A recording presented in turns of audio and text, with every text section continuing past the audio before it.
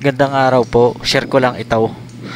Nagpunta kami ni Mrs. Rosario para paturukan ng flu vaccine si Rohan kay Maderaso. Maaga kaming umalis, alas 10 pa naman ang clinic ni Doktora sa Maderaso.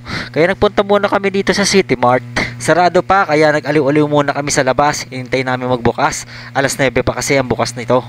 Nang mag alas 9 na, pinapasok na kami, diretso kami dito sa palaruan. Tuwang-tuwa si Rohan, ini sa racket na gumagalaw na upuan. Turo ng turo, gusto yatang sakyan lahat ng mga laruan din eh. Pagkatapos sa din eh, naisipan namin maglaro din sa malaking palaruan pambata. At yun na nga, si Mrs. ang nagbantay kay Rohan. Ako na may taga-video laang. 100 pesos nga pala yan, isang bata, kasama na ang guardian. Mas maganda kung may dala kang medyas. Di kasi papapasukin sa loob ang walang medyas sa bata at sa matanda. Sayang din ang 25 pesos, isang pares na medyas. Tuwang-tuwa si Rohan pagpasok sa malaking laruang dehangin na ito. Tuwang-tuwa siya, patalon-talon, hindi niya kalain na malambot pala ito. At isinakay ni Mrs. sa kabayaw. Ay patalon-talon eh. Parang mas tuwang-tuwa pa yung inaik kaysa sa bata. Mas maganda rin yung na-explore ng mga bata yung mga ganito palaruan.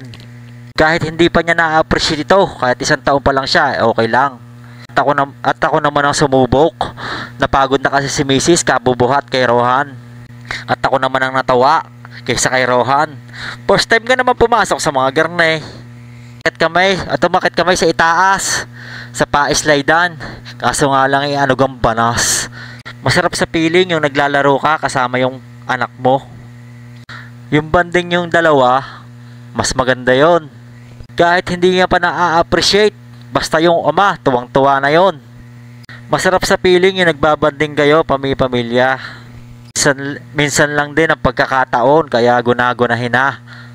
Kahit yung mga simpleng banding lang, yung nandun lang kayo sa bahay, sama-samang nakain, kwentuhan, tawanan, yun ang masarap na banding.